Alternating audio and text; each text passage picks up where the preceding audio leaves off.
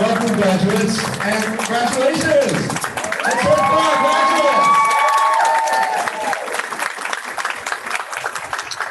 That's marvelous. And thank you to all our guests who are here today. We welcome you to our jury duty selection process. We're kidding, we're kidding. But again, welcome to our graduates and congratulations to them. I'm Michael Quintanilla, your Master of Ceremonies, your MC for this morning's marvelous graduation. I am a friend of the courts and a board member of the Therapeutic Justice Foundation. And I'm so glad to be here on this very, very special day. This is your day, graduates, and thank you for allowing us to be a part of it. It truly is an honor.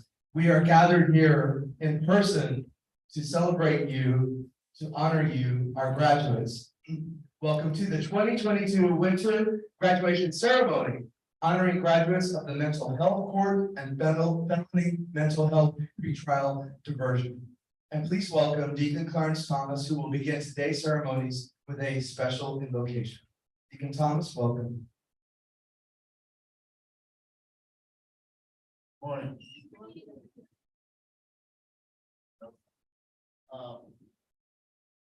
And there are three things that you say that we're supposed to worry about right now.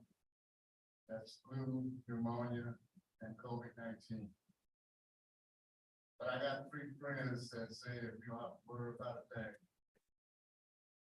Heavenly Father, the Son, and the Holy Spirit. Let's go to them and thank them. Our Father, we come this morning with bowed heads and humble hearts. First and foremost of all, thank you. Thank you for being Lord God of our lives.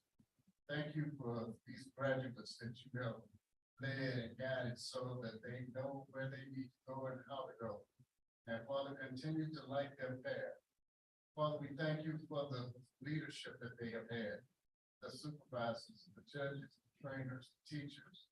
Heavenly Father, we thank you for their sponsors and their spouses and their families that have helped them and supported them all the way. And Father, we continue to pray that you continue to bless us and watch us, keep us safe from all hurt, harm, and danger. Be with us this day as you are with us every single day of our lives. In Jesus' name we pray. Amen. Thank you, Deacon.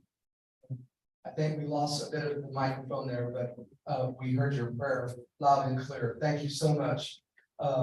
As everyone here can see, we are far from the judges' benches at the courthouse, but in this room, it still fills us with honor and humility, and above all, with comfort, because this venue, this room, with our graduates here and their friends and families and supporters also present, represents empowerment and growth, and in a way, one's own justice from within.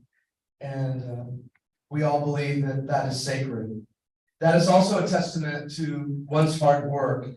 As graduates, you have set for yourself a deserved level and achieved the highest of standards, with more standards that are sure to come and to be set and accomplished, because growth always continues and it never stops. Growth, I have found, is always a transformational journey to change. And because of that, this is where you, our graduates, have begun, as we like to say in the courtroom, to rise. And so today, this is where we all rise with you. I love those words, all rise. Today, we all rise for Judge Huff.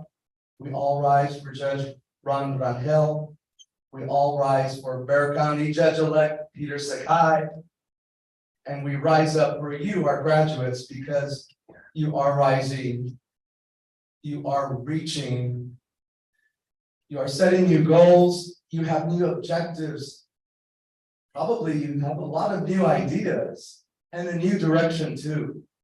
For certain, the past 2 years, 3 years of the coronavirus pandemic has certainly taught us all in this room how to reinvent ourselves, how to press the reset button, how to refresh the way we are achieving.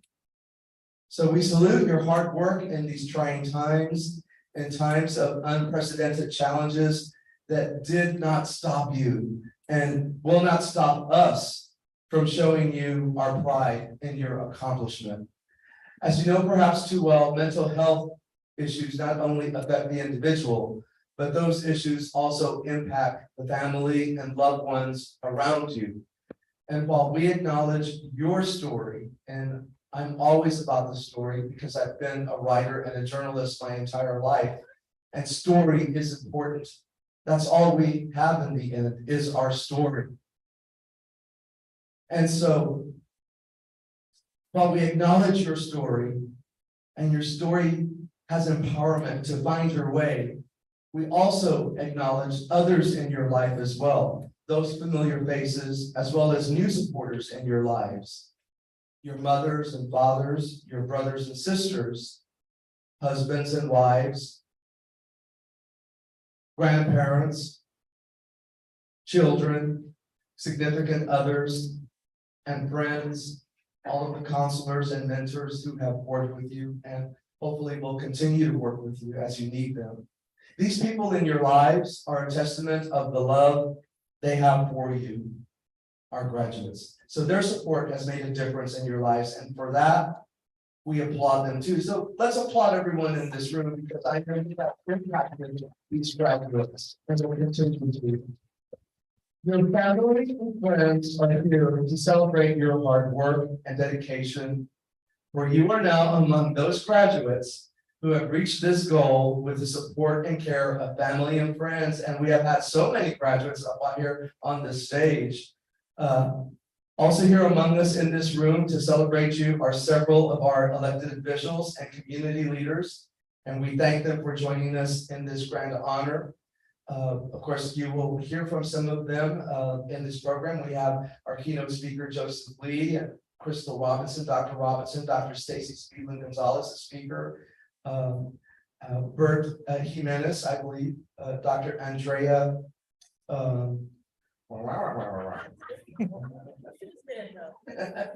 Can she stand up, Dr. Andrea?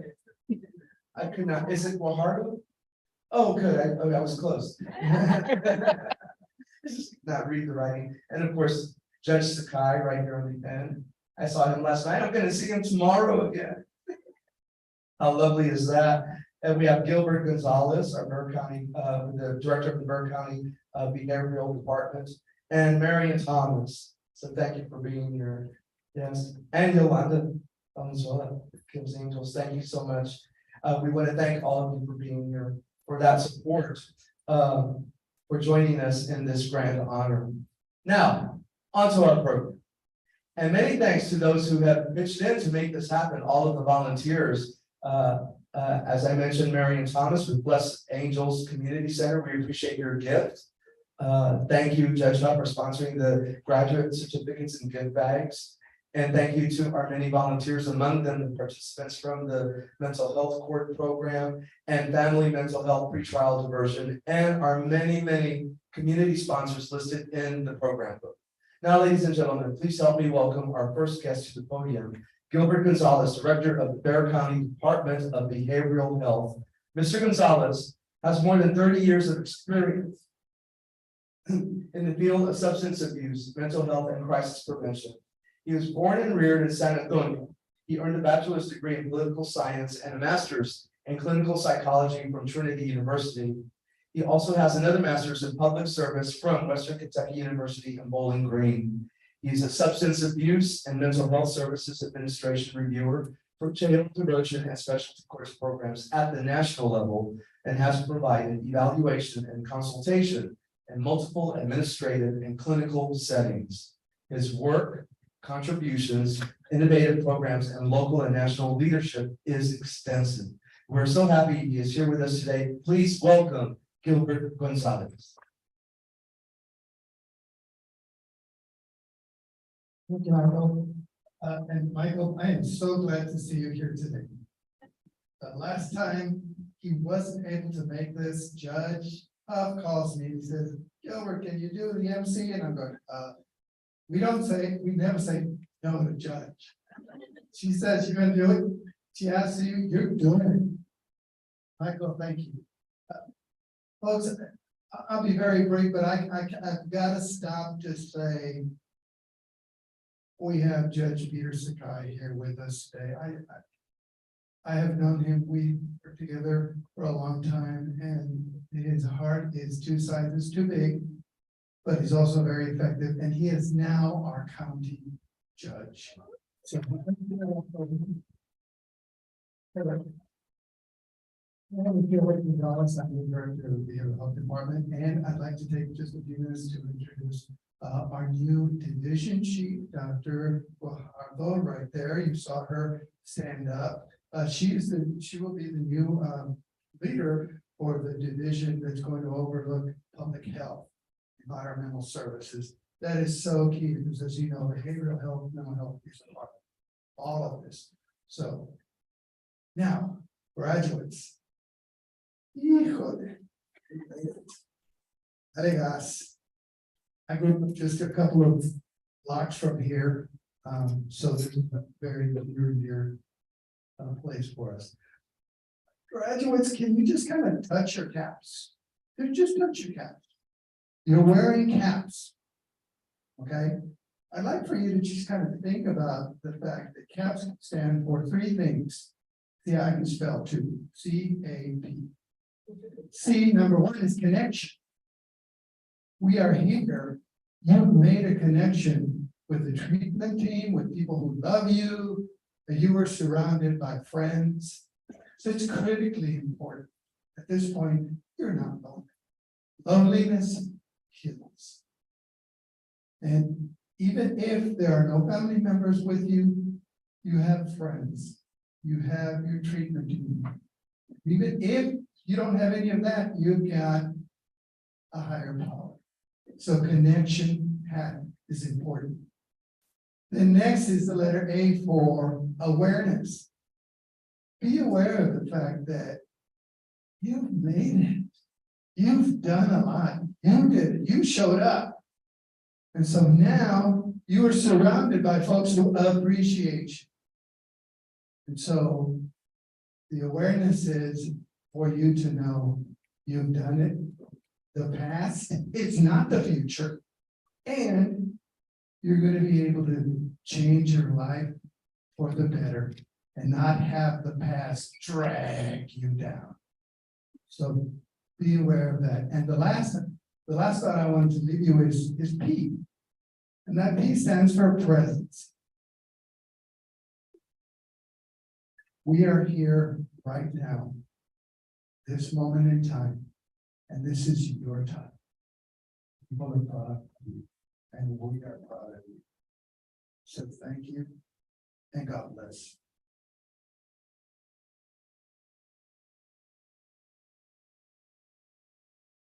Thank you, Mr. Gonzalez. And now it's such a thrill to introduce Bear County Judge-elect Peter Sakai, formerly of the 225th District Court and Early Childhood Court, who will share his wisdom with us all. But first, a little bit about Judge. Back in October, Judge Sakai resigned from the 225th District Court after 16 years, correct? 20, 16?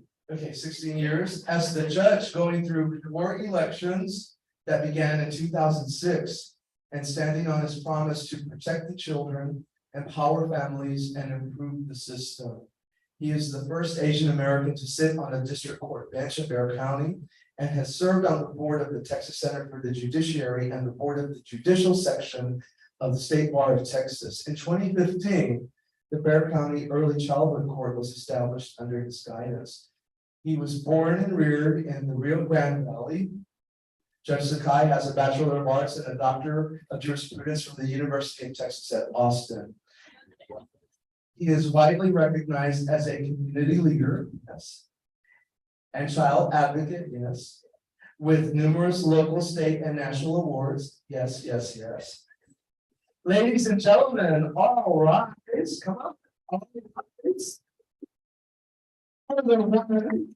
Of my favorite people of all time, the Honorable Bear County Judge-elect Judge Peter Sakai. Thank you, Michael. I gotta share this little story about this guy. Last night we were on the south side. We were proud to be there at Palo Alto College. And he was the master of ceremonies, but he had reindeer gear on. He was a reindeer last night.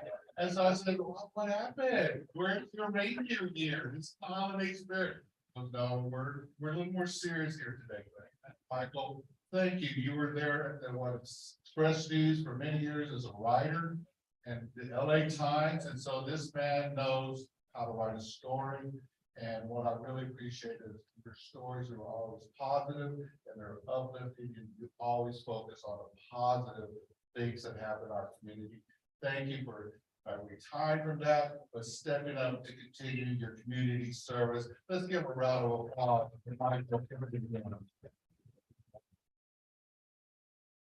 Well, I gotta clear something up here. You correctly have said I'm the county judge-elect. Now, everybody's coming to me and saying, okay, you guys, this is what we want, the judges are doing that. And it's like, I want to make it clear, Judge Nelson Wool is still the county judge to December 31st. I come in January, so call Nelson Wool. You need to, okay? Don't call me, I can't do anything. And I'm not here as the county judge elect. So I want to thank the community for their confidence and their faith in me in this election. And graduates, that's something I want y'all to be aware of. Voting makes a difference. And that's one thing you can do, is be a voice for the community, voice for the people that are following you, voice for our criminal justice system, a voice to tell these judges, look, this is the way it should be. And so never, ever forget the power of your vote. And sometimes we get just so busy and we're just like, it's got time and who cares? It doesn't make a difference. It does. It really does. And the reason why we have these programs is because we have elected officials committed, and I'm giving your word and my commitment to support our drug courts, our specialty courts, especially our mental health court, especially led by Judge Yolanda Huff. Let's give Judge Yolanda Huff and all her staff a round of applause. I got a grandma, Judge Huff. She basically was an alignment attorney in private practice for many years, and she practiced in the children's court, which I was actually ran for 11 years, and then as administrative judge of children's court for the 16 years at the 225th District Court. And that's where she learned principles of restorative justice. And I got to give credit to Judge Nelson Wolf, because he was all in on the restorative justice to create these specialty courts. And that's another lesson, graduate, that nothing's free. These programs cost money. And so you guys got to get to work. You guys got to start paying your taxes. And you guys got to start saying, hey, what can we do to give back? Time, talent, and treasure. So if you have the time, volunteer. If you have a talent or you start a business, give back. And if you have treasure, which means you got money, give it back. Support the Therapeutic Justice Foundation and other nonprofits like the Blessed Angels, right, Miss Marion? And all the programs that Kim's Angels, Yolanda Valenzuela supports there. We have philanthropists Kim Rapier-Barrett and Glenn Barrett who support these programs. And that's one thing you need to understand, is that the people in this community truly care for you. And I want to thank Judge Ron Rangel. He's been my partner there at the courthouse, and I have a commitment to make sure that we're going to run our justice system based on the principles of restorative justice, which means let's focus in on what's the positive of what people have. We brought y'all in because what? You screwed up. You made a bad choice. You made a bad mistake. But guess what? You took advantage of this path to get onto this court, mental health court, and look where you are now. So let's give the graduates and their family members a round of applause. And really the family members, because family members, you heard Mr. Gonzalez say it's about connection. You stuck it out, you stayed with them, and look where they are today. So mamas and daddies, tias and tios, primos, compadres, comadres, thank y'all for sticking. Now you need to show your appreciation. And so let's come forward and recognize that the power of this experience today is transformation. Y'all are now all moving on. And so it's your job to stay on the path. It's your job to remember all the tools you have been taught as to what you need to do to succeed and to move forward. Life's not going to be easy, guys. You're going to get hit, knocked down, and you got to get back up and go. But you got to take care of yourself. You've got to take accountability for the things you need to do, whether it's counseling, taking your medication, making sure you're connected with the mentors for you to give back to this community. And so I believe that that's what's so powerful about these courts, and that's the reason why I support these courts, because it transforms people onto a path. And finally, graduates, let me leave this message. The main thing is you never, ever gave up, and you never gave up hope. And the people on this stage and the people in the audience and myself never gave up hope, and never, ever give up hope.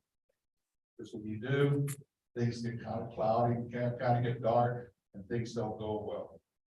And so let me just close with this by saying how proud I am. Come January 1st, I'm going to be your county judge. I look forward, Judge Huff, to many more graduations. And graduates, congratulations, job well done. Let's give them another round of applause.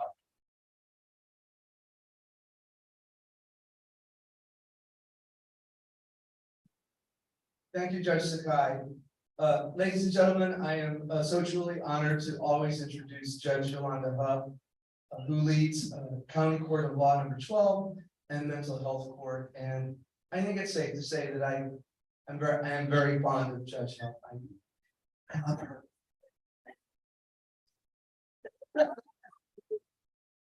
Love her too. She is the mother of 3 children. Judge Huff worked while earning a law degree from St. Mary's Law School in 1996, and then opened a private practice. Since taking the bench in 2019, she serves on the Bexar County Domestic Violence Commission and the board for the Ministry of the Three Cross. She is the creator and chair of the Bexar County Specialty Courts Coalition. And she has drafted the Bexar County Specialty Courts Coalition book, which is a resource directory of the 14 specialty courts in all of Bexar County. It's still 14, is that correct? Okay, great. Everyone, please welcome, and again, all rise because she deserves it. My friend and your advocate, the Honorable Judge Yolanda Huff.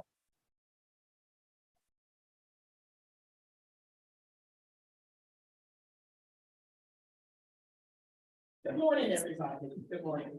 I am Judge Yolanda Huff. I preside over County Court 12. It is a criminal misdemeanor bench, and I also preside over the mental health court.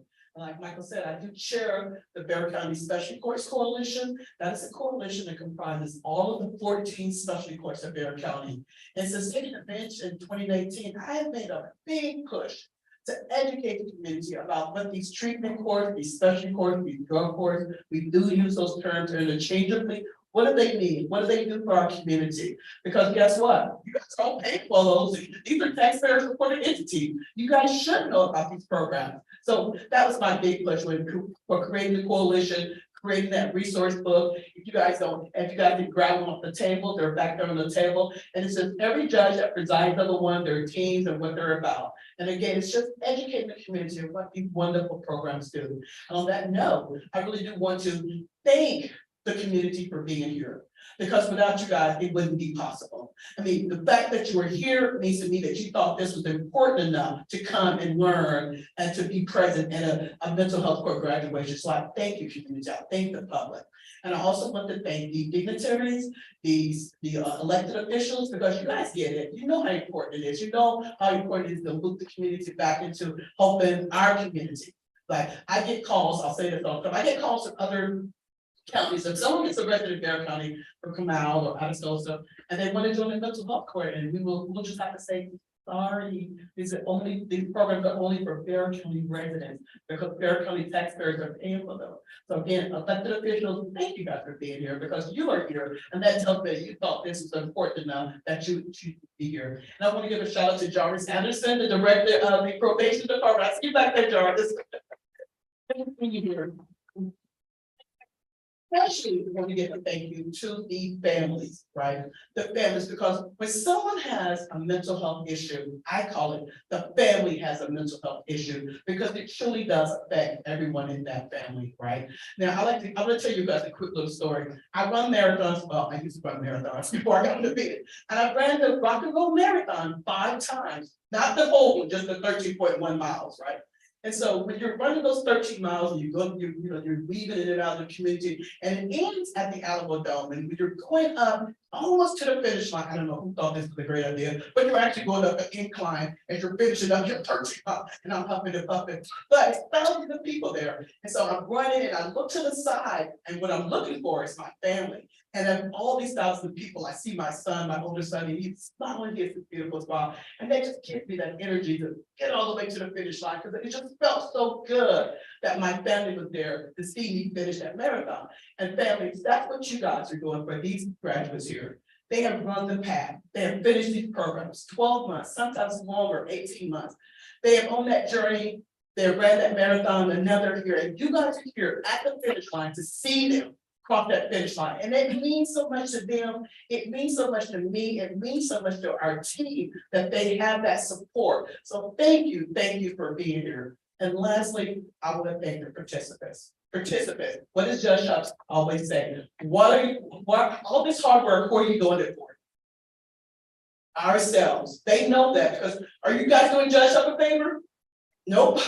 I say this to the participants all the time. You guys, you're not here for us. This whole team and everybody, we're here for you. Take advantage of this program. Be greedy about it, because these are tools that you're learning. And they'll hear me say all the time, life is gonna squeeze you. And when life squeezes you, what comes out? What the tools that have been put into you. Because when life, I was telling them, well, you have an orange, you have a lemon, you squeeze, the juice comes out. So when life's gonna squeeze you, what is gonna come out?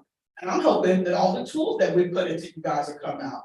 But you guys did all of this hard work, you're here, and I know these programs are intensive. I know how hard it is, but the fact that you did it, you're here, I'm so proud of each and every last one of you guys, okay? You don't know how proud of it. The team tells me I'm extra, like, Judge, you're gonna be extra. I'm gonna be extra because I want them to know all of this stuff that's here, all the flowers, the food, everything is for them and their accomplishment. We're here to congratulate them, to honor them. And lastly, we cater to Bill Miller, Miss Marion Thomas of the Blessed Angels. Ooh, thank you. We have an Earth Angel here. She sponsored the Bill Miller luncheon. We sponsored over 200 plates. So every last person here, please stay and have lunch, network, socialize, get to meet and talk to the graduates. For every last person is invited, because Judge, I'm not taking any food home. So I want all of you guys to stay here and eat with us, okay? Thank you.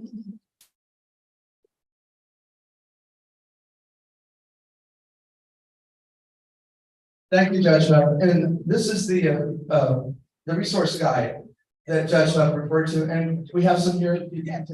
Okay. And there are names and phone numbers and contact information that you can find in here. It's wonderful, it's marvelous. So please take one home with you if you like, and share it with family and friends and other individuals. Thank you again, Judge Huff. So, yes. Ladies and gentlemen, now please welcome Judge Ron Hale of the 379th Judicial District Court and felony mental health pretrial diversion. During Judge Ron Hale's service on the bench since his election in 2008, he has presided over numerous high-profile jury trials, including child and adult human trafficking cases in Bexar County. He has degrees in history and law from St. Mary's University and has pushed through many criminal justice reform measures, including creating and now presiding over felony mental health pretrial diversion. He also works diligently with providers to assist the needs of many in the criminal justice system. Please welcome, and again, all rise for the Honorable Judge Ron Hale.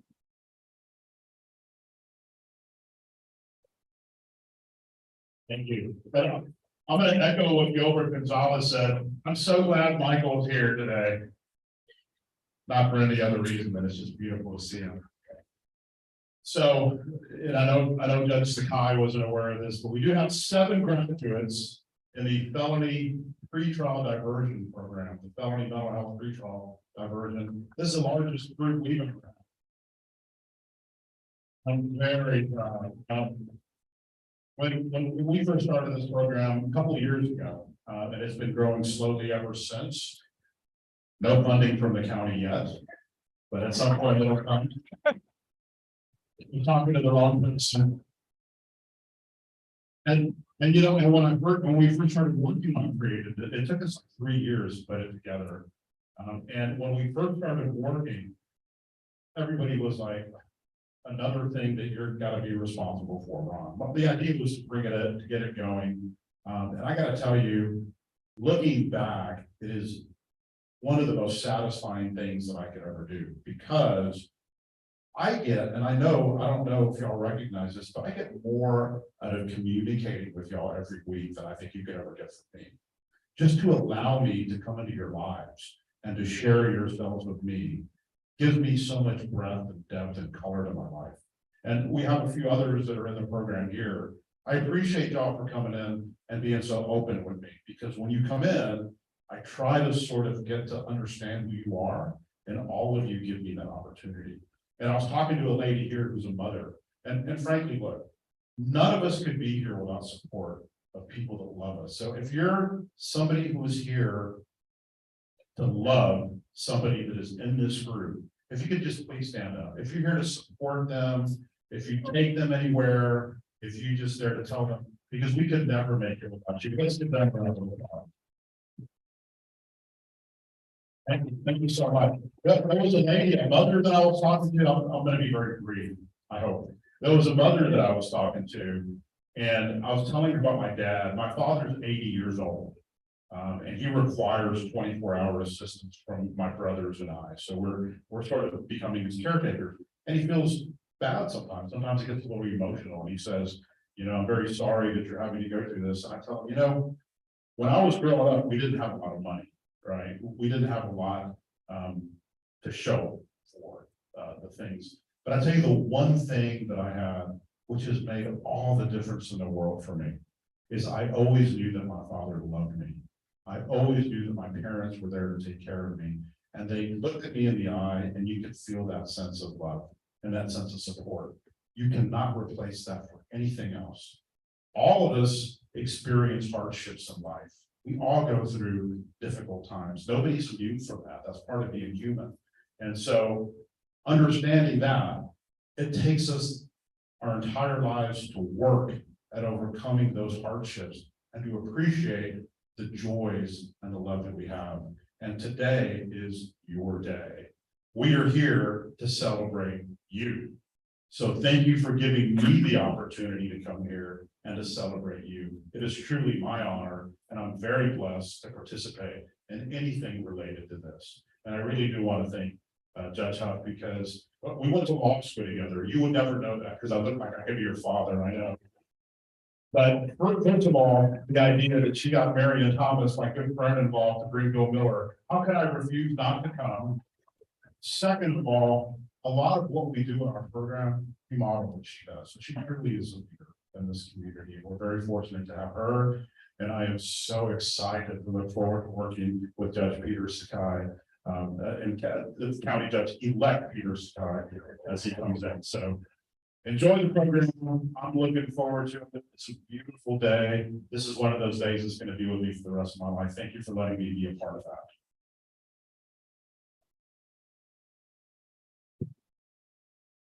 Thank you, Judge Rondell. Ladies and gentlemen, we have 3 keynote speakers who will share inspiring messages with us today. You're going to love them all. Our first keynoter is Joseph Lee, CEO and founder of Impact Counseling and Consulting Services.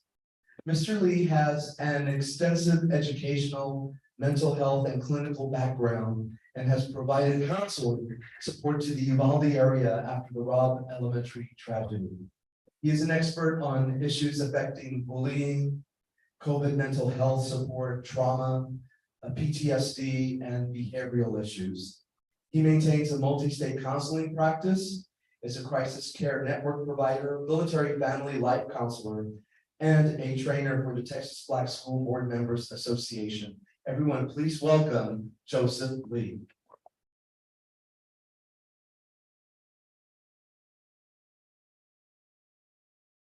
Thank you, Michael. Good morning, everyone. First of all, no, I'm good. Yeah. I'm excited to be here today. I get to go to a lot of things, and it's good to go to something good. something where people are celebrating, right? So I first want to thank Judge Yolanda Huff for inviting me. We were on a panel together a while back. She said, she got it, right? So I wanted to say thank you to her. I want to say thank you to the village, people that just stand up, because that's why a lot of these folks are sitting here, because of that village, right? And I know a little something about the village. So you've heard some of my accomplishments, some things I've done, but I wasn't always a founder of a multi-state practice and providing service to the community and corporations and the military. I grew up a little kid in Flint, Michigan. And yeah, I know probably some of you heard of it, right? You know, it was pretty rough before the water was bad. Okay, so you might have heard about the water. It was pretty rough before the water was bad. But then I eventually went over to Grand Rapids and had somebody that was in my village that believed in me. I was a pretty rough kid, all right? I had to be to survive that environment. But my grandfather was that person in my village that said, you know what, regardless of what everybody else sees, I see greatness in you. I said, well, what are you looking at? I'm just, you know, but it was because of that look. So I just want to say to you that you have to fight, right? And today you guys have fought to rise above some things, and I had to rise above some things in Flint, right? I had a mother that was struggling with addiction. I had a dad that committed very violent crime. I didn't meet him until I was older, right? But I had a grandfather. That's why he reached out to me. I had people in the community too. And some of those people in the community, they were haters, right? You know what haters are? Those are the people that would tell you that, no, you're not going to make it. You're not going to achieve. You're not going to do great things. But I knew it was something different inside of me. Unfortunately, I even had an educator one time to tell me, you're not college material. You need to go work in a factory. He was right. I wasn't college material. I was college professor material, right? And that's what I ended up doing. So with that being said, you have to rise above, right? The Bible says this, Matthew 20:16 says, the last shall become the first. So when I look at you, I see future CEOs. I see future lawyers. We need some other judges, like Judge Lana. We need to duplicate her about 20,000 times and put her all across the United States because there's some things that happen in criminal justice system that doesn't come out to this, all right? And I want to thank you all for having the resilience and the ability to achieve. And this is not where it stops, right? So I want you to take all of your experiences, all of your pain, and turn it into purpose, okay? I want you to turn it into purpose because impact counseling consulting service came through my pain.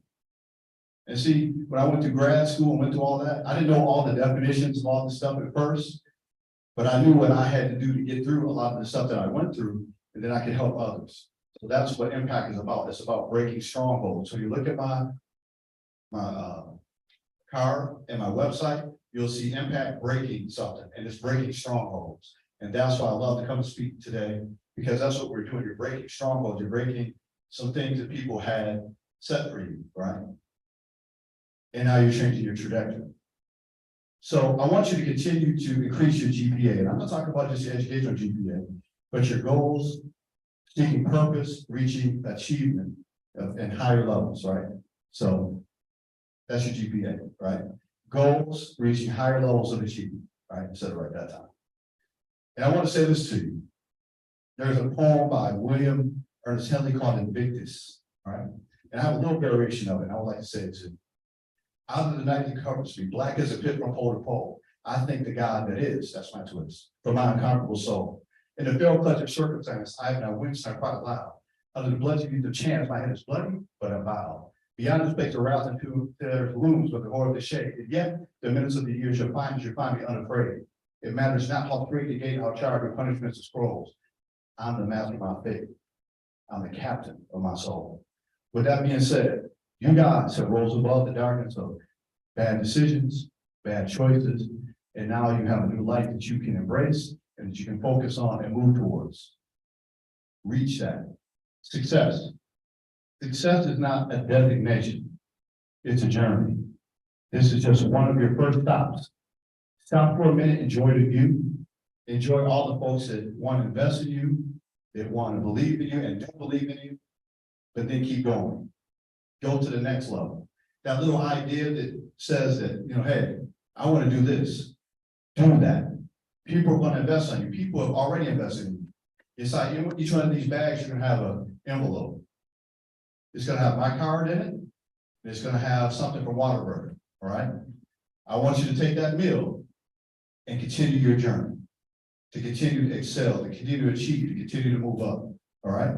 And it's a little celebratory card, it's kind of creative, my wife picked the card, I can't take credit for that part. But I got the card and the Whataburger thing, right? So I get some credit for that, all right? So, again, this is just one stop in your journey. Success is a journey. My next stop is Okinawa, Japan, working with the military. Wow, the little kid from Flint, Michigan with the water bag. Now servicing the military. There's some great things for our NBA team that is pretty close here, right? I wasn't supposed to make it. Statistically, I wasn't supposed to make it. Had somebody in my grad, like an auntie, come to my graduation and say, you know, baby, you weren't supposed to make it. I made it. Y'all made it. Keep making it. Don't let the haters stop you. Keep growing. Whatever's in your heart to achieve, keep pushing to achieve. With that being said, thank you. Congratulations, graduates, Graduation Village, and thank you for allowing me to speak today. Have a good one.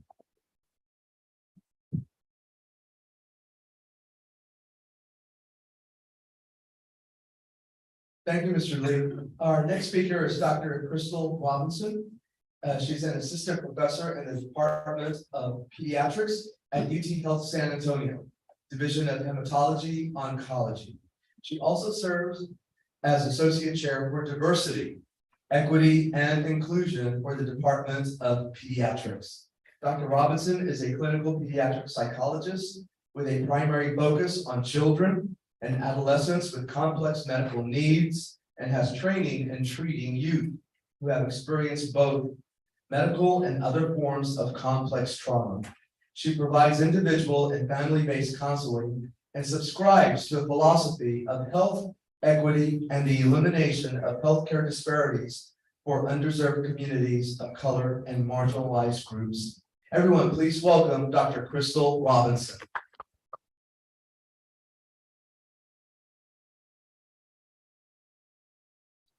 Thank you. That was a tough act to follow, so I'm just gonna keep my notes handy. I wrote almost like a letter to the graduates, and so I'll try not to read it verbatim, but I will keep this handy. Before I forget, I want to shout out Micah. We have a graduate named Micah. Micah, shout out to Micah's mom. Where's Micah's mom? Mom is amazing. She generously helped me get a big box of goodies in here for y'all. So thank you, Micah's mom. And congrats, Micah. So I want to thank Judge Huff and for inviting me to be here today. And just the opportunity, I want to celebrate the village, celebrate the family, celebrate our graduates. It's really a privilege to be here today. So today is a milestone in your life, right? Something you should really be proud of for years to come.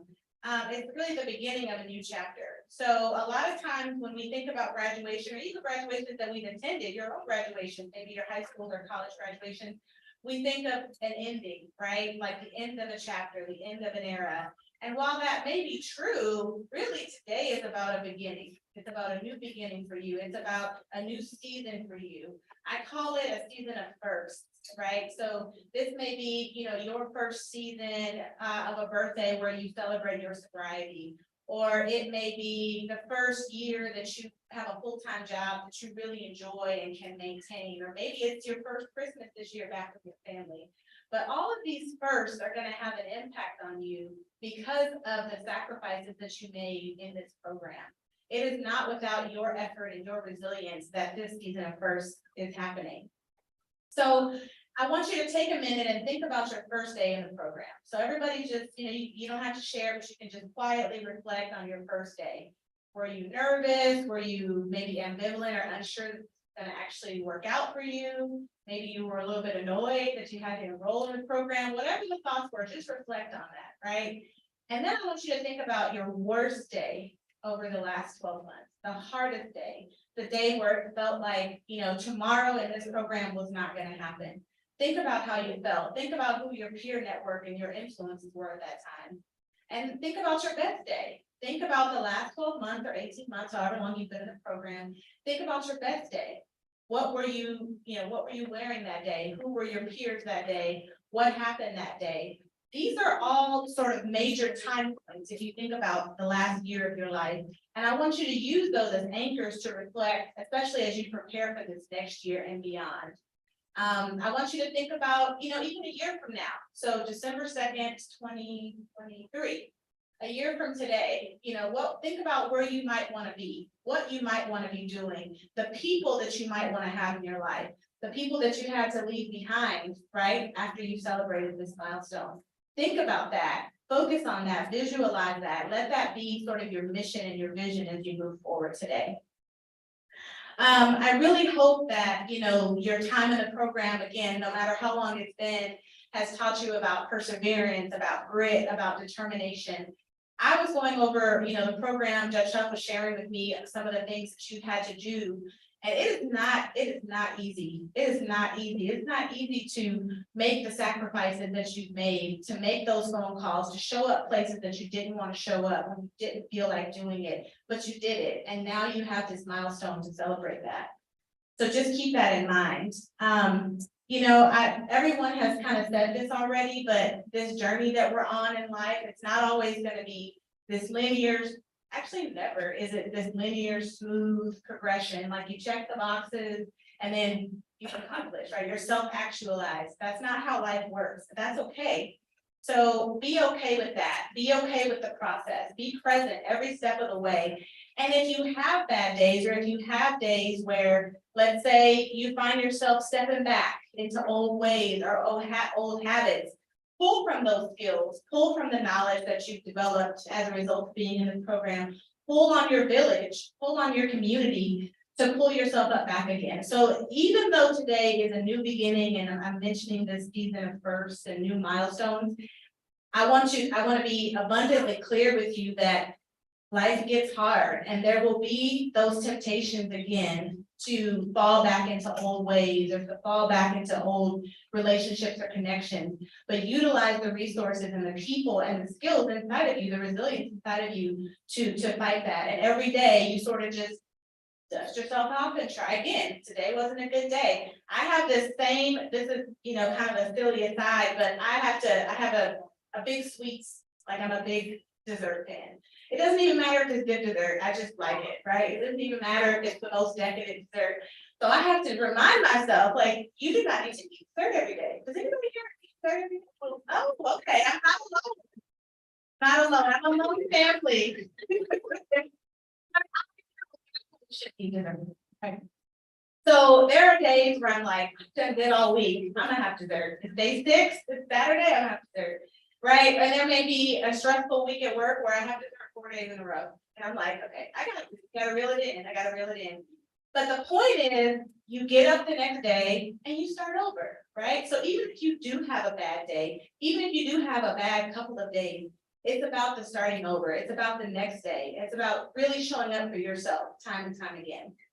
So I want to say one more thing, and then I promise I will wrap it up so we can keep things going. But some of you may know this, there's a gospel singer named Donnie McClurkin. A lot of people may know who that is, some folks may not. But he's a gospel singer, and there's a song that he sings called We Fall Down. I don't know if anybody is familiar with that song. I see some people acknowledging that. So there's a lyric in the song that says, we fall down, but we get up. For a saint is just a sinner who fell down, but couldn't stay there and got up. And that resonates with me, even if you're not a religious or a spiritual person, that resonates with me. And I hope that resonates with you, that we all have, our demons or the things where we fall short, but it's about what we do about it after that happens. And so I just want to remind you that it's okay to fall down as long as you know you can't stay there and you pick yourself up and you keep going. So celebrate this milestone. I'm really, again, humbled and just proud of you. I don't know any of you individually, but I'm super proud to be here with you. And I wish you all the best on your journey, and just congratulations to each of you and to the families.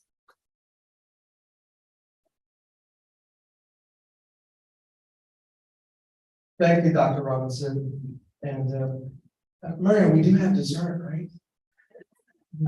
Oh, we have cake. Judge Huff, we do have cake, right? So there's dessert.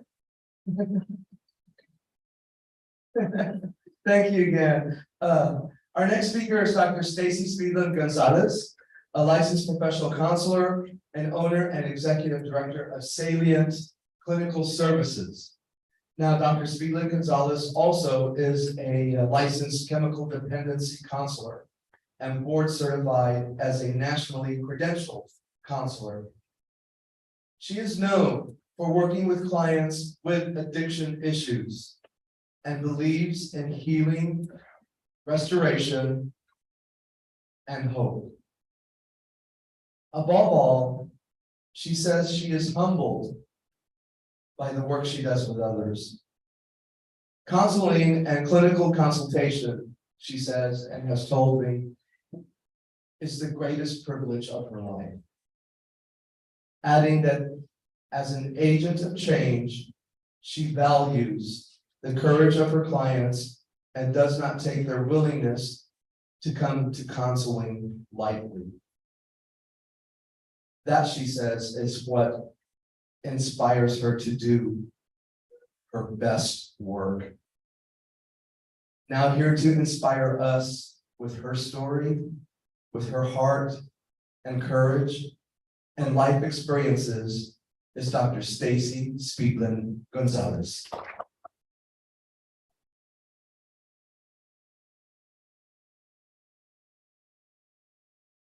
Thank you, Michael. My name is Dr. Stacy Speedland Gonzalez. I'm the owner of Salient Clinical Services. It's an honor and a privilege to be here. I want to start by thanking Judge Huff for the privilege of not just being here to talk, but sharing space with such wonderful people on and off this stage. Thank you for the courage, the resiliency. I feel inspired. My cup is full. I've appreciated the speakers who have come before me and to just be reminded of the power of community and how transformation and healing and restoration and hope is created. A little bit about me. I told you I'm the owner of Salient Clinical Services. You've heard all of my credentials.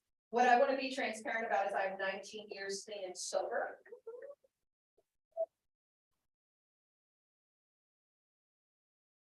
I'm a frequent flyer of the judicial system.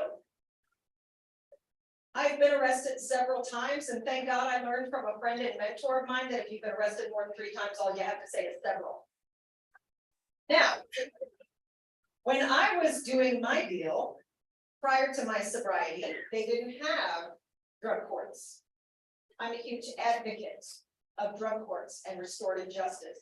I am a writer and publisher on therapeutic jurisprudence. My wife, the judge of County Court 13, and I actually created the domestic violence drug court, which is drug court number 14 in Judge Huff's book.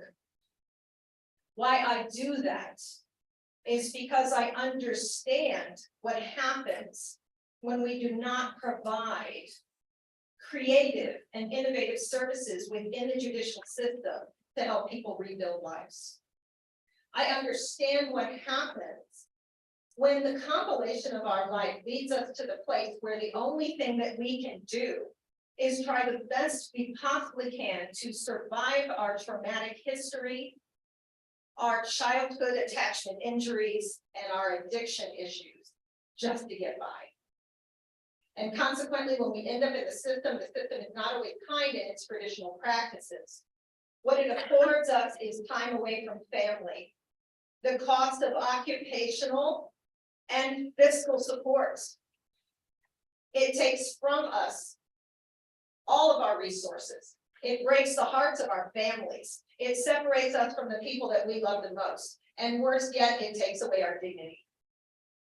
I believe in therapeutic jurisprudence. I believe in the drug court system because while I was not a recipient of it, I had a judge who believed in it. And the last time I went into the system, I was told that I had 2 choices. I was either going to accept help for the condition that I was apparently struggling with, or I could sit out for the next 5 years of my life. And I'll tell you that that was a very hard choice because I understand how to function in the jail system. When I went to jail the first time, what I learned was that it's easier to do it the second time. The first time I was involuntarily committed under an emergency detention, I learned that it is not hard to be institutionalized. In fact, I function well in those structures. I had a 7th grade education when I got sober. Granted, I had a high school diploma, but because my first introduction to a mental institution was in the 6th grade, when I came out of that system as a result of No Child Left Behind, I was forced to graduate by being in a full-day cooperative education program.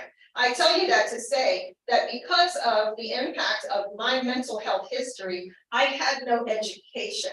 When I got sober, I had never worked an honest day's work. I had been a product of the system for many years and was someone that was told that the best that I could ever hope for was that I would be on Social Security disability for the rest of my life, hire a guardian to ensure I took medication and be subjected to random urinalysis so that I would no longer be a danger to myself or anyone else in this community. I'm happy to report to you that that is not who I am today. Because of a community that was gracious, because of people who told me not to allow what I believed I was capable of to stand in the way of a power greater than myself doing his work. That today I have a terminal degree, I have a PhD. I worked in academia for 6 years. I am published in many subject matters, and I'm currently the owner of a private practice, which, as Michael so graciously stated, is where I do my best work. I don't take the work that I do lightly. And I say that to the graduates to say this to you. I understand that when you were given the option to take the mental health court or do your time, that was not an easy choice for you. I understand the work and the commitment that it takes for you to go inward and grow and develop to become the people who have now accomplished every single milestone necessary to be standing there today in your caps and gowns. I also understood that it could possibly have been easier had you just taken the jail time. But because you didn't and because you are here, I hope you recognize that commencement is a pivotal experience. It is an opportunity for you to think internally about what you have done to get here and what you can do in the future, should you choose. I hope that this is not the place where the work that you have done stops. I hope, thank you.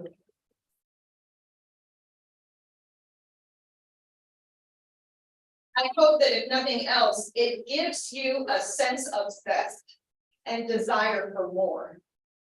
I hope that you continue the journey that you are on. You will no longer be monitored by Judge Huff.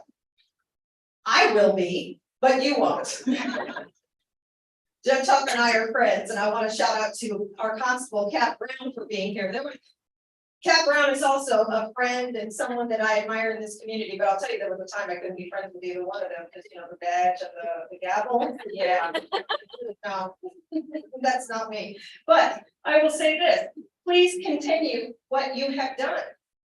You're no longer under the supervision of the court, but what you have done in this time matters. You have a family that depends on you. You have people that need you in this community, and you have the capacity to build greater things. The reason I write, the reason I publish, and the reason I provide clinical services is because I want to fill in the gaps that were not available when I went through this system. I hope you take that opportunity, and whatever it is that you needed, whatever wasn't given to you, whatever you feel could be improved or could be better, you be the person to make that happen.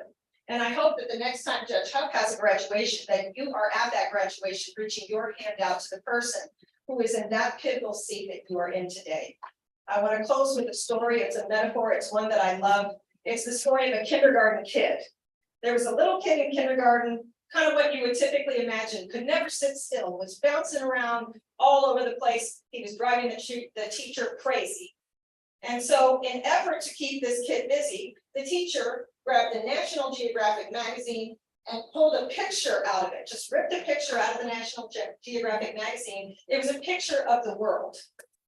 And she tore it up into little pieces and she gave it to the kid and she said, as soon as you put this picture back together, I'll let you do whatever you want. She thought that would certainly take him the entire day. Well, the kid put it together in about 5 minutes and came back and handed it to her. It was completely taped up. It was in perfect condition. She said, how did you ever do that? He said, it's simple. On the back of the picture is a picture of a man. I turned it over, I put the man back together, and the world fell into place.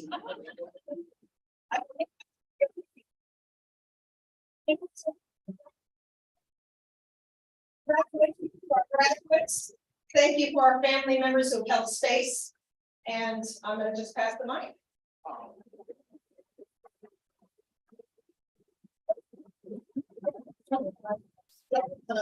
Judge Rundell and I want to give a thank you to the three speakers, so if you guys can come up. Oh, good. So, I'm gonna give us, flag, Dr. Stacy.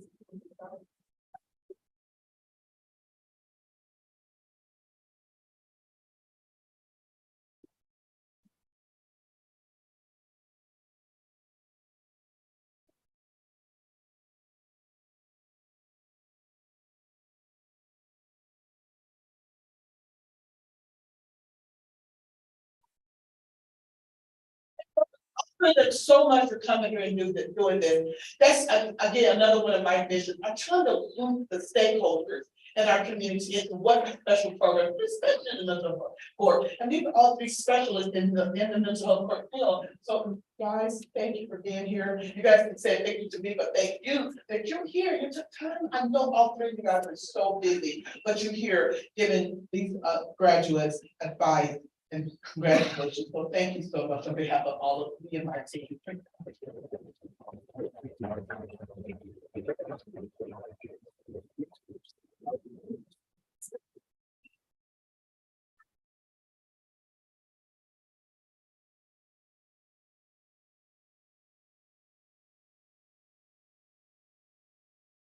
All right. Thank you. And you know, earlier I mentioned about how story is so important. That's what our speakers did. They shared their story, and we appreciate that from them. Thank you so much. And I know that Dr. Stacy Speedley Gonzalez mentioned Constable Precinct 4 Cat Brown. So thank you for being here. We appreciate that. Now, I'm going to bring Judge Huff back up. So let's please welcome back Judge Huff and Judge Brock Rundell, who will both introduce their respective teams and graduates with testimonials they will share. Here you go, Judge. So first, I will introduce my entire team, and then Judge Rundell will introduce the team, and then we'll have the three that are giving testimonials come up, okay? So now, we were giving thanks before. I thank you to the participants and the families and the community, but guys, the people that do the heavy lifting right here, the ones that are ready to thank my team from the mental health court and for County Court 12. I'm going to call each of their names. I know some of them are probably hiding out back there, but I'm going to call them. I want you guys to stand up and just wave your hand because they make me shine. They make it possible for me to do all the things, both of us judges, to do the things that we're doing in these programs. And I love my team. I say I have the best team in the world. And I want to give them all the congratulations, all the accolades of what they do respectively in each of their jobs. Okay, so we're going to start with Michelle Salazar. Michelle is not here today, but she is the court manager. We have Azalia Baradas. She is the case manager along with Adrian Rodriguez. Azalia back there. There she is.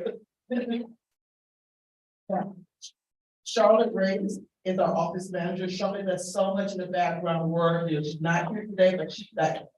If you knew, Charlotte has been working in the mental health court for years and years and years, and she really knows it. She really makes things run smoothly for us. We have Jay Asensio Ruiz. Jay is our probation officer. Back there. There's no Jay. We have Ms. Shayna Bandy Henry. She's our PCD officer. Shayna, thank you. Now, for the Center for Healthcare Services, we have Silk Gonzalez, Carissa Pulliam, and Samantha Kirkin. And we also have Catherine Kopecky. She's an Ozark clinical assessor. Is Catherine here? No, okay. From the Crystal Counseling, we have Bobby Alvarez, Laura Avery, Alexandria Cantu. Are you guys standing up? Eric Cole, Father Decora, Monica Garcia, Lisa Garza, John Lugo, Josh Lugo, Christopher Rodriguez, Gertrude Warner Simmons, and everybody, Lisa Alex, and Gigi, okay, there we go. These are all from Kristen County, and all of our participants know them very well. My deputy sheriff is Steve Keith. Steve is there back there protecting us all. My assistant district attorney for ADA, Caleb Warner, Christian Lowry, he's Christian is going to be released in fellowship court now. Andrew Mitchell, Kendra. This is there, Jamie Gonzalez, Jamie here today, okay. And then Herman Booker is my court coordinator, everybody knows.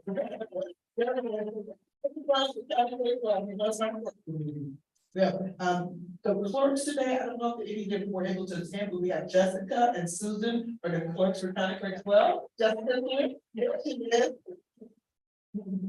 And my court reporter, Irene Maldonado, I call him my marketing student of the court, where's Irene?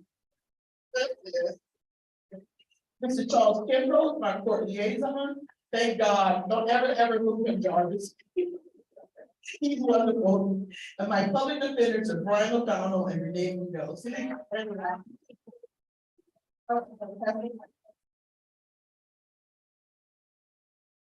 Well, you're gonna hear a lot of the same names, but frankly, I'm gonna tell you, y'all are true professionals, and without the work that y'all do, none of this could happen. Thank you for everything that you do. Thank you for greeting me when I see you. Thank you for putting up with me, because I know I'm probably the most difficult person to work with when you try to get my attention. But y'all deserve true accolades. Without everybody in the community needs to understand that a mental health court like this is something, you see a judge on the bench, but that judge is really just there spending an hour at the most with everybody. At least it is in my case, but it's the individual professionals that do it every single day. Crisis management, you know, we've had situations where we couldn't find somebody, and these folks are working 24 hours a day. They pour their heart and soul into what they do, and a big part of that is a dedication to make the world a better place. So thank you for doing that. And so I'm going to just kind of do the same thing. Michelle Starr-Salazar is not here, but she's a court manager.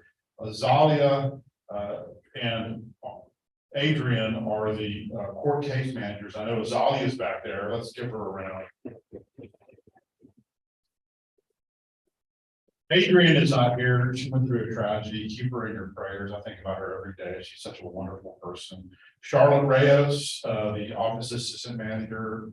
And if I call you, please kind of stand up or show your hand or something. So we have Shayna, Bandy, Henry. Who essentially tells me what to do. Clarissa Leal, Samantha Turpin, Silk and Silke Gonzalez, Maria Melker, the Center for Healthcare Services. Catherine Kopecki, the Ozark Clinical Assessor. Bobby Alvarez, Laura Avery, Alexandria Cantu, Erica Coleman, Violet Decora, Lisa Garcia, Lisa Garden, Josh Mingo, who owes me lunch. Christopher Rodriguez, Gertrude Warner Simmons with Crystal County, y'all are great. All right, but my bailiffs, Sid and Greg, they're not here. They're in the court keeping everybody else safe.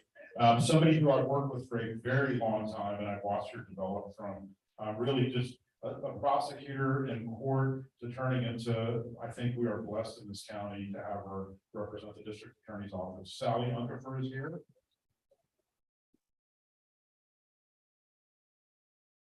And, you know, public defenders who have a difficult job, but I'm very pleased to work with them.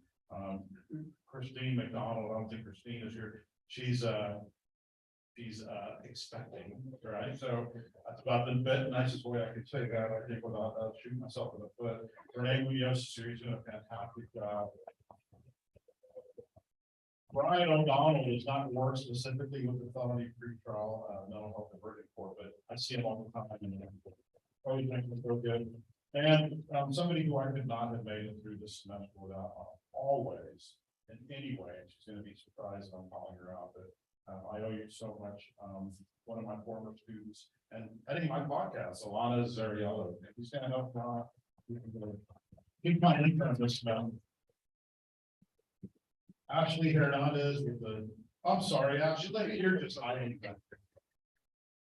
And of course, I'll say hi to you every other day. So anyway, thank you all so much.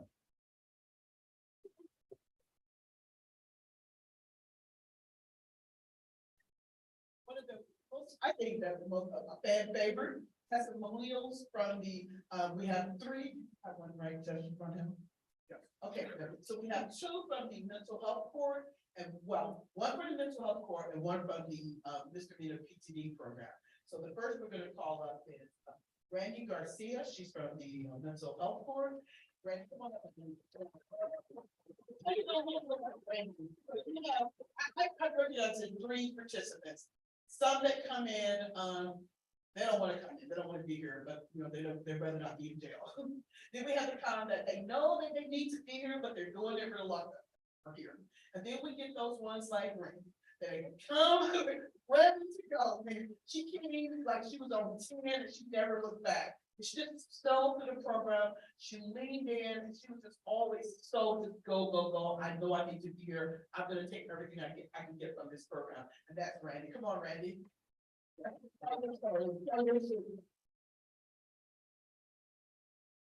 Thank you, Judge. Hi, guys, my name is Randy, and it's an honor to be here, but it's also a miracle that I'm here. Because yes, Judge is right, I did come in, guns blazing, I knew I wanted to be here, I knew I needed the help, I knew I wanted everybody who I could possibly get on my team, but I wasn't always like that. 20 and a half months ago, I was struggling with alcoholism. I was very broken inside. I didn't have my family. I pushed everybody away, and all I wanted was alcohol. And what got me into mental health court was I caught my third DWI, wrecked my car, I lost my job, I was broken. And here I was sitting in jail and didn't know what was gonna happen. I knew that my friends had told me if I got another one, I'd end up 2 years in jail, and that didn't stop me because I couldn't stop. And I'm sitting in jail in a jail cell on the, the nice comfortable beds that are in there. And all I could think about was drinking. And that was my aha moment. That was my, holy wow, I need help. And so I got out on a Monday.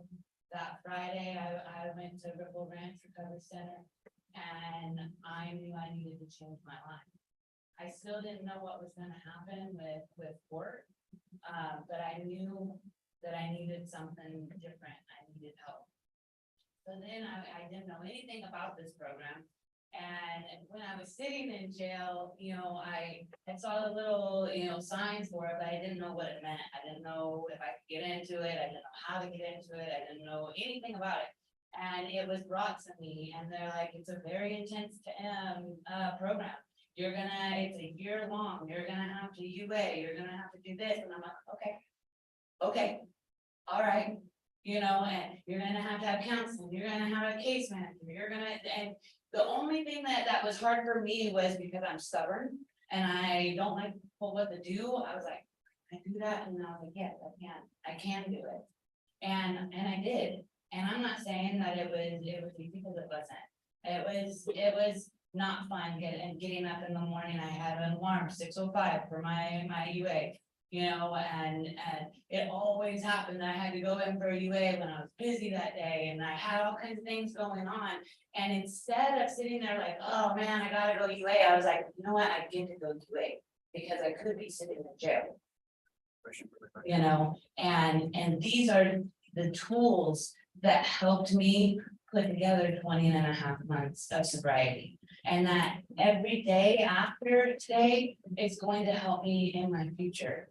And I went from this broken woman who all I wanted was alcohol to now having my family here, my kids, my life.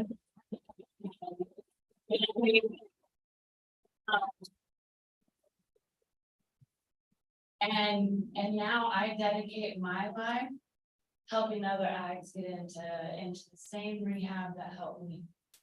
And it's a blessing for me to be able to share my story with the other addicts that are just as broken as I was, and I can be that hope. Like, there's nothing like seeing somebody tell me that you're like, you're hope, you give me inspiration, because I wasn't always like that. And I know that each and every one of you can do it. And I know that there's participants in the crowd that just started the program and think that it's a lot and it's scary and you don't think you can do it, but you can. Just take it one day at a time and change your perspective of it. Because if you sit there and you think, this is a hard program, I can't do it, you're not going to. But if you change it and you see that these people want to help, you see that they're on your side. I have a story of Fed Cup, my very first court date, right? I didn't know what to expect. It was on Zoom, of course I was like, I'm on Zoom, like I don't have to go into court. But I didn't know what to expect. It was still nerve-wracking. And there was another participant in there that was really struggling, right? She had relapsed, and in my head, I'm thinking, oh no. He's gonna go to jail, that it's gonna be hard on her, and that's not the case. Judge showed her nothing but compassion and love and understanding, and yes, she was stern, but but beyond that, it was the compassion that she showed for that participant. It wasn't, I'm out to get you, I just want to put you in jail. It was like, what can we do to help you? What can we do to help you succeed? What can we do to get over this hurdle? So if you're struggling right now, utilize your team, whoever it is, whether it be family, your case manager, judge, anybody, utilize them, reach out and then ask for help. That's it.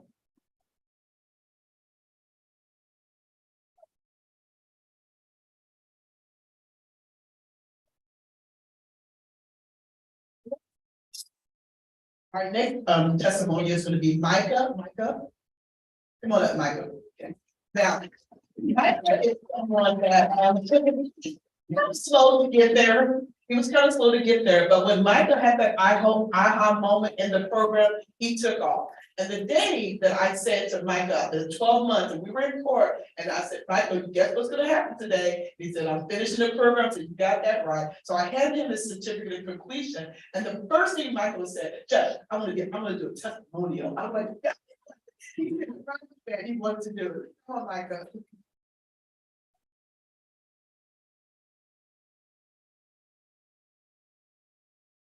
Thank you, Jay. So my name is Michael Garcia, and I'd like to start off by saying that to start each and every day with a new one. And I'd also like to share a scripture from Revelations 22, verse 13. I am the Alpha, the Omega, beginning. I am the Alpha, the Omega, the first and the last, the beginning and the end.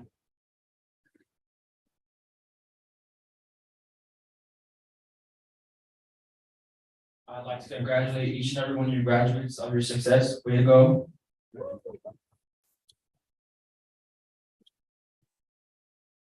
And I'd like to talk about mental health. Mental health is not to be taken lightly. Know the signs. Do not hesitate to reach out for help. Your love. God bless you.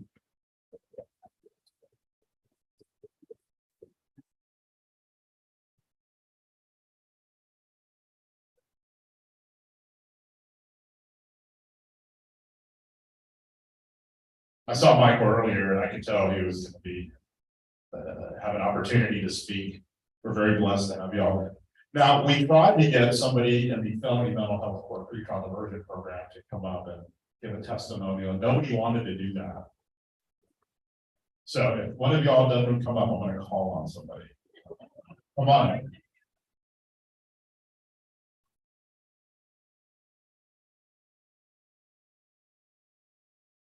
Hey, let me tell you a little something about Mabry, and I can tell you a story about each and every one of the folks that are here. When he first came in, he had the most beautiful, wonderful smile and a wonderful presence about him, and you're going to feel it.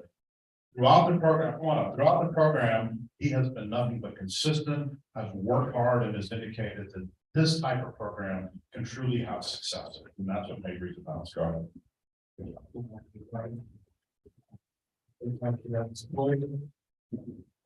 First I'd like to say, I just thank God that I'm here. I thank you for my parents, most definitely. Most definitely thank you for Crystal Counseling for all their support. When I first started out in the child diversion program, I don't know what to expect. I know we had UAs and I knew we had senior counselors and things like that, but I had no idea what to expect, and I'm just thankful that I'm here today. I'm thankful that I made it to the program. But keeping God first was most definitely the most important thing.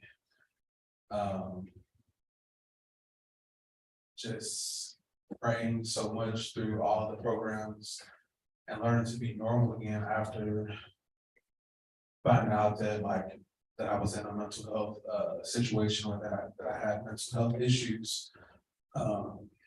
Some days I wouldn't bathe, some days I didn't brush my teeth, and most of the time I was in my bed laying down and completely unaware of what was outside of the realm of just being in crisis, being in what I would say is what it felt like was a trap, basically. Over the year that I was with Crystal Counseling, and over the year that I was with the mental pretrial diversion program, they helped me get back to normal. I started eating like normal again, started bathing and brushing my teeth, and doing just regular things on a daily basis like normal again. And I definitely appreciated every day of my life that those people were there for me. And this is definitely a moment, and going through the pretrial diversion program and sticking with Crystal Counseling is definitely something I'll remember for the rest of my life. Through everything, I just remember waking up every day and like, is this over? Is it over? Is this over? Like being in crisis all the time and wondering like, when does it stop and when does it end? And some days feeling like, I just want to end this and things like that. Through my family, most definitely through God, I was able to work my way out of being in crisis and work my way out of a crisis situation. So I just want to say thank you to everybody. Thank you to the graduates. Y'all are definitely loved. And thank you most definitely to Ron Riddell, because he definitely got me through most of the days I came into the courts and everything. Very, I would say, anxious. So he was always super warm and super greeting to me. So I just most definitely thank everybody and thank y'all for being here.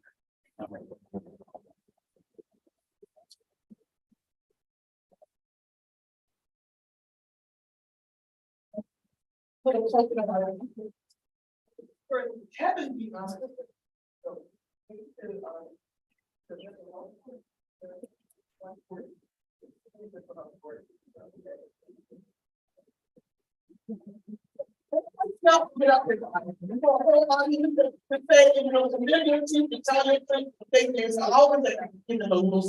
Chef, we're having the nerve to come up here and do that. Thank you guys so much.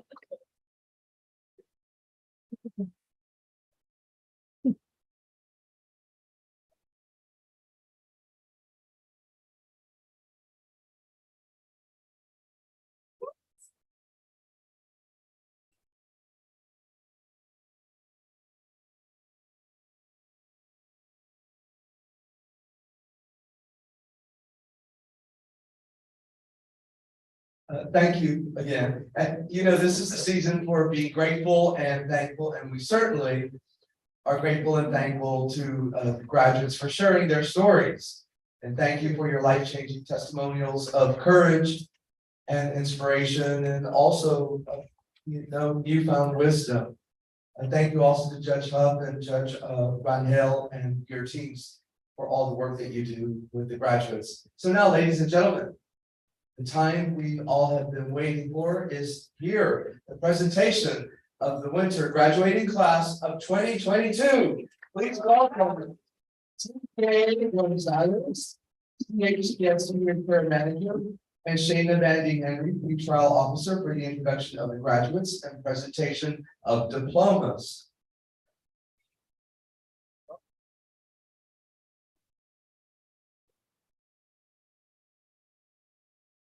Sam and Clarissa. I think you have to do the diploma is so much good. Like that.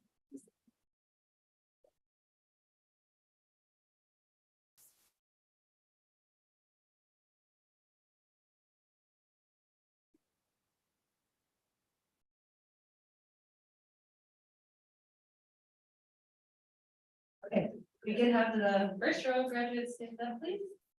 And then make your way over here. Okay, so we're gonna call each graduate's name, and then they wrote a little bit of a thank you or something that they wanted to be mentioned at graduation. So I'm gonna go ahead and read that as well with Sheena, or where she's. There she is right there. Right here. Okay, so the first one is Jennifer A. Jennifer said, "I'm gonna thank the entire team of Judge Hub. You all have helped me in such a major way. I have had a blessed experience and I cannot explain how excited I am."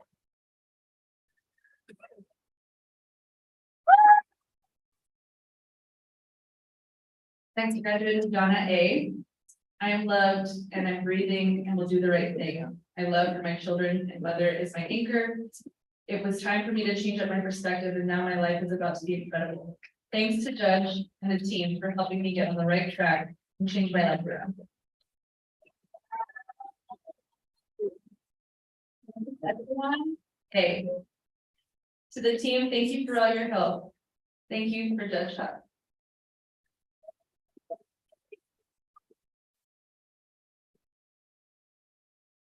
Clarence B. Thank you to Judge Hub, Natalia, Val Harris, and Crystal Counseling and Dr. Byron.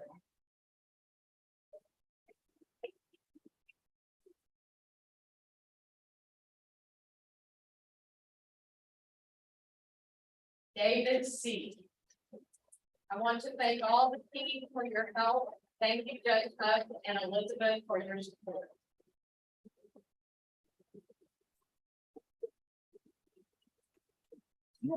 Michael E. "This support and its resources have been a blessing. I cannot thank Officer Reed, Adrian, Crystal Counseling, Mental Health Board staff, and Judge Hub for their guidance and positive reinforcement. Thank you, thank you, and thank you."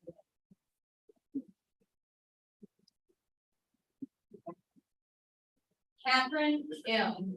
"Thank you, Judge Hub and Officer Randy, for getting me on the right path. Thank you to my husband for being a support and helping me to remember to call the UA call line. It was not easy, but it was a chance to change. Depression is not the winner today. It is."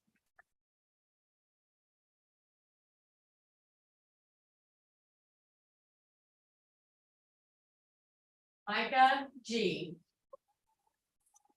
"Helped me become self-aware of my mental and physical health. I have learned through the classes that my actions and reactions can have an impact on my life. I want to thank God and the team for all the help in my journey." The weirdest things I found the day I was arrested was one of the worst days of my life, but ended up being the biggest blessing. I could not have gotten to where I am today without the help of God, Ripple Ranch, my family, AA, and this program. I want to say thank you to everyone on my team because they believed in me. Martin H. "I would like to thank the Mental Health Court and Judge Hub." Yay.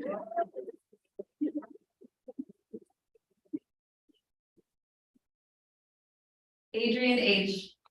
"I want to say thank you to Judge Hub, Officer Reese, Adrian, Samantha, and Maria for all your help and support with everything."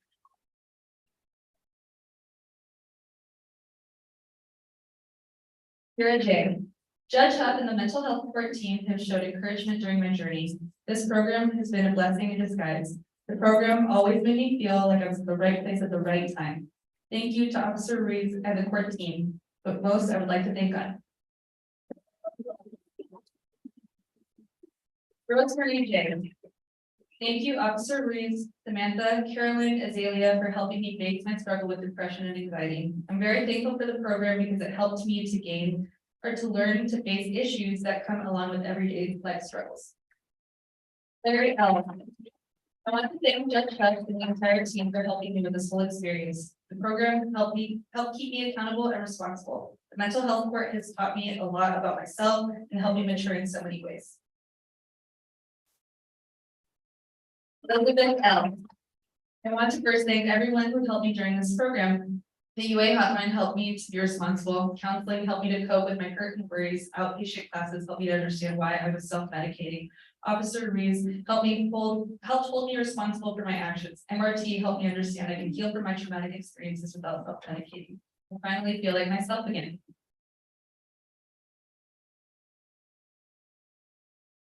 Cheryl L.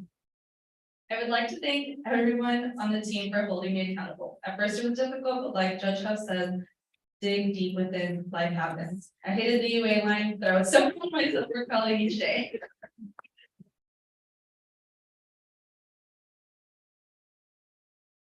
Brianna M.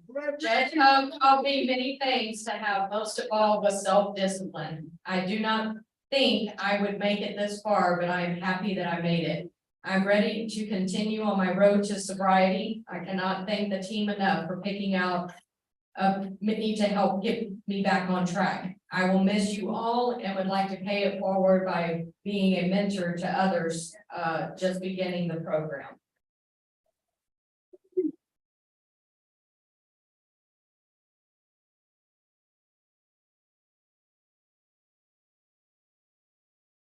Daniel M. Mental health court pretrial diversion has helped me set a foundation for my recovery that I didn't know was possible. I reflect back to where I was a year ago and am grateful and blessed to be in a better place.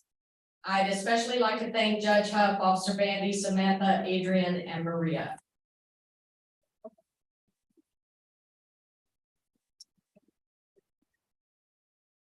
Rashawn N. God has given me the opportunity to go through this program, and at first I really wasn't messing with it, and then I started to lean in and use the resources they gave me, and it helped me to look at things better, to work better for myself. Thank you, Judge Huff and the MHC staff.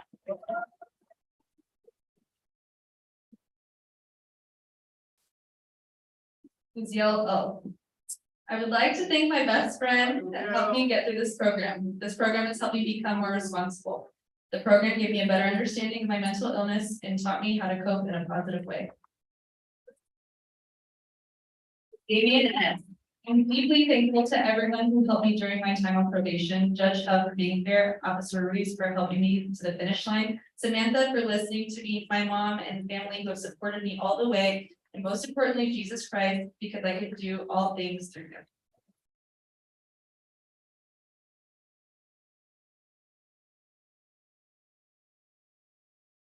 Michael S. I am so grateful that I've been a participant and now a graduate of the MHPTD program. I'm especially grateful to Judge Huff, Officer Bandy, my CM Samantha, case manager Samantha, and every person who helped support me along this journey. Thank you for everyone who believed in me when I could not believe in myself. Thank you for giving me the Dwight T.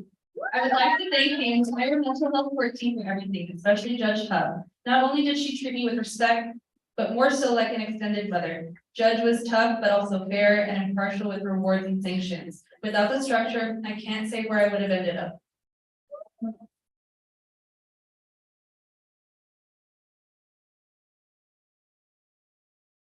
Elsa W. I would like to thank Judge Huff and the mental health court team for this wonderful opportunity.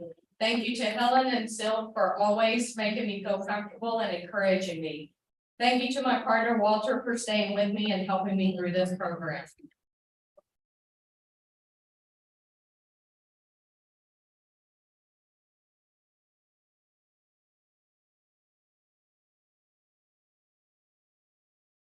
Evan Z. Everybody on the team was a great support who helped guide us through the program. Staying focused helped make completion easier.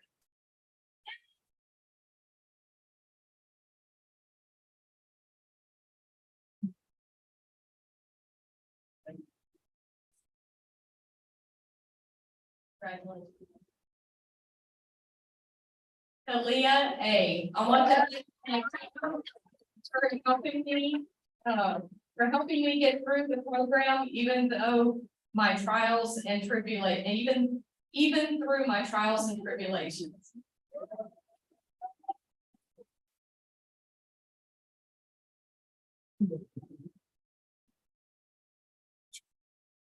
Giovanni B.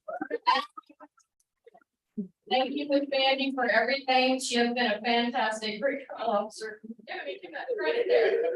Thank you to Crystal Counseling. Last but not least, thank you to Judge Renhel, who is an amazing judge.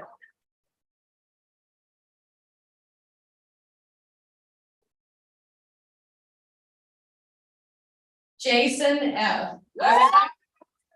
I would like to thank my mom, my dad, my brother, my girlfriend, my case managers at Crystal Counseling, my probation officer, and Judge Renhel.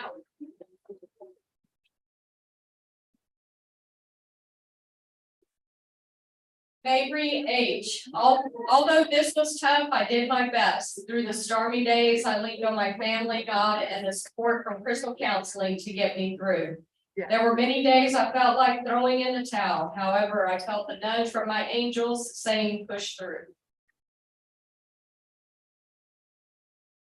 Heather, the past 3 years have been difficult for me. I would like to thank the Bexar County DA's office for their support of this program, specifically Sally Unkefer for working with my parents and I, Officer Bandy, who was my source of information, coordination, and encouragement. Thank you, Crystal Counseling. You made a difference in my life.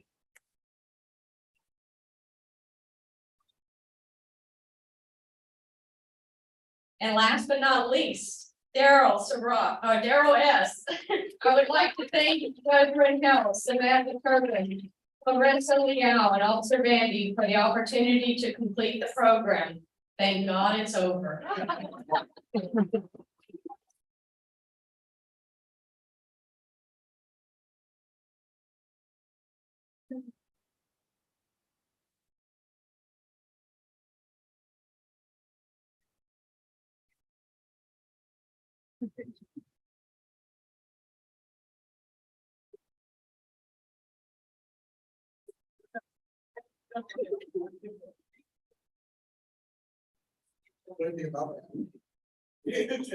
All right, so at this time, we have here, this is probably what the last things we're gonna do, and then we're gonna partake of that delicious lunch I smell over here. Here we go. So I started this about maybe 3 graduations ago, giving an outstanding team member award and giving an outstanding participant award. So for the mental health court this year, and remember, these individuals were voted on by their fellow team members. And the participant was voted on by all the team members also. So for this year's winter 2022, the outstanding team member award goes to Brian O'Donnell.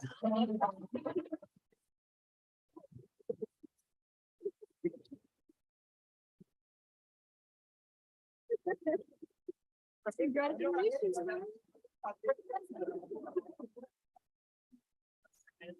Say anything, Brian.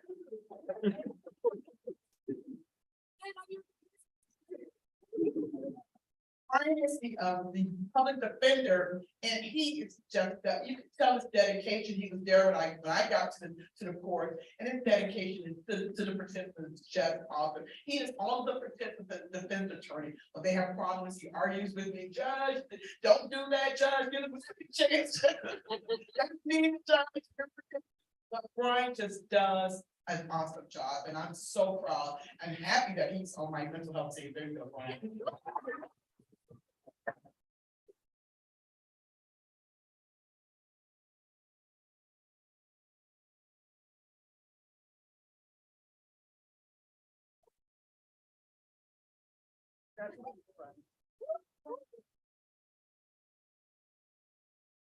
Next, as the outstanding team member, remember all of the participants, not the participants, but the team members voted. They get a list of all the participants, and they'll tell me that, like, by vote, which one they think gave the most, gave the, really leaned in, and that outstanding team member award, outstanding participant award this year goes to Randy Garcia. Come on up, Randy.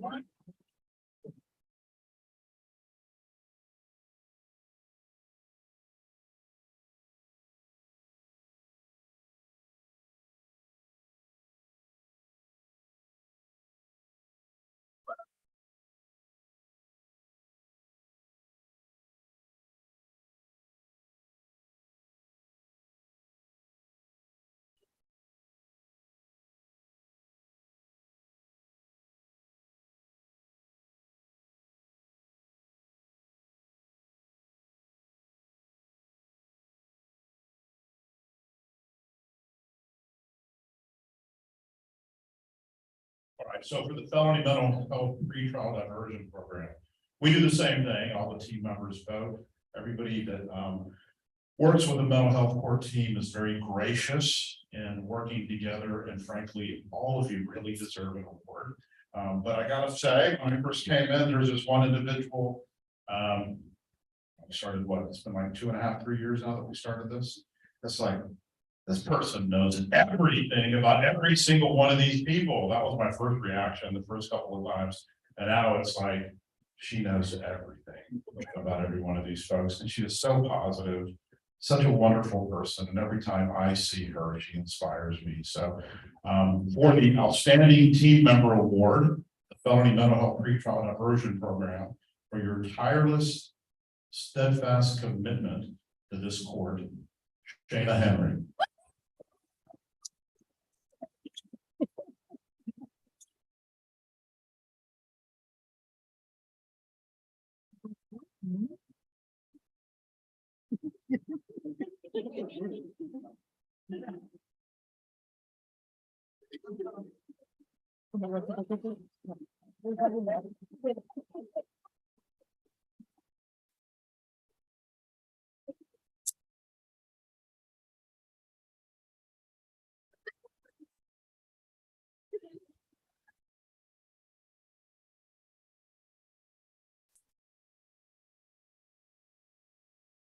And for our biggest felony mental health pretrial diversion program graduation ever, there are so many of you that really deserve it. All of you deserve it. Just being here on the stage again, I told you earlier, you made my day. Team voted, can only give one. You saw him come up a moment ago. Daryl S. Come on up.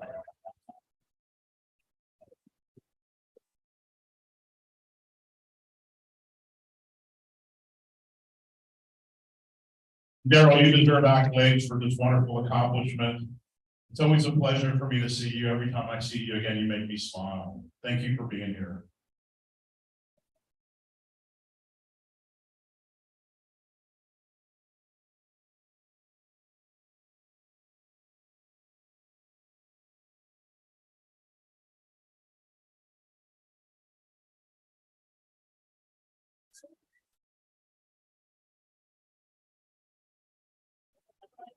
And I want to, this is award that goes to, and this is something we started new this year, and it's called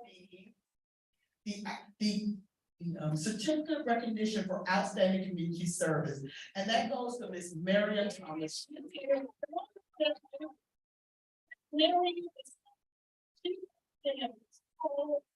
Awesome. I cannot think of how great this. She's an earth angel. What she's done for so in 2020 when COVID hit, Miss Marion is the CEO of the Blessed Angels Community Center, the food bank, and they work with senior citizens.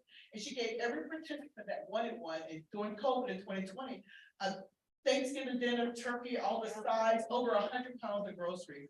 And then she did it again in 2021, and she did it again this year. Thanksgiving dinner. She also sponsored lunch today.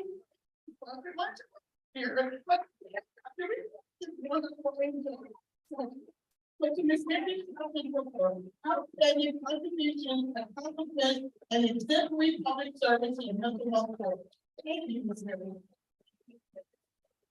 Let me add a couple of things. I've known Mary and Thomas and her husband for about 15 years now.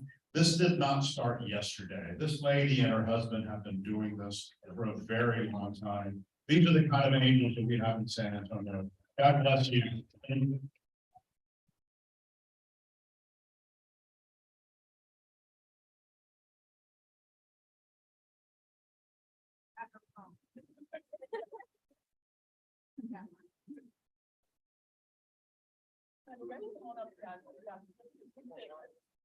Outstanding. The three members, guys are ready? There you go, there you go.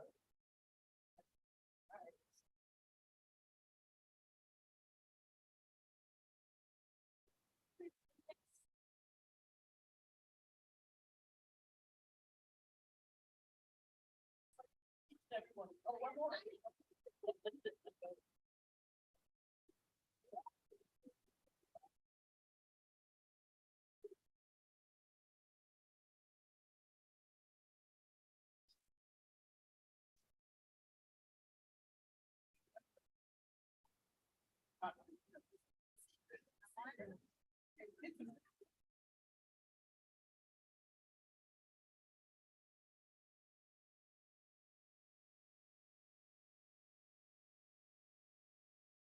Congratulations again to our graduates and everyone here on stage who received the special awards.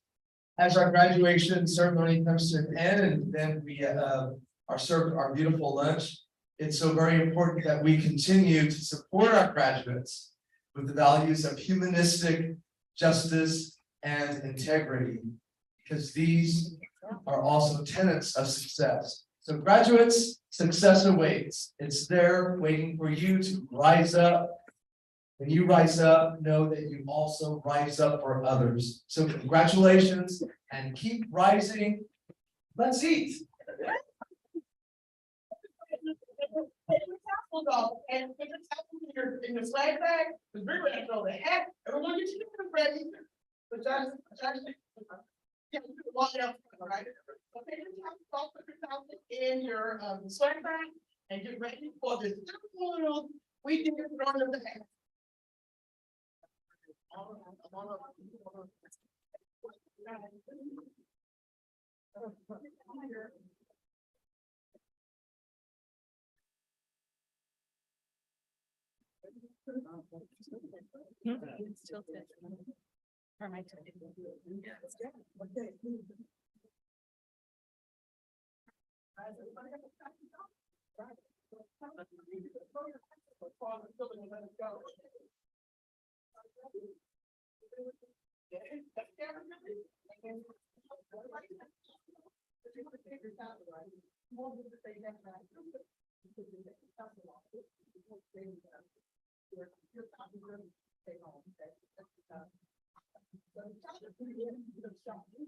One,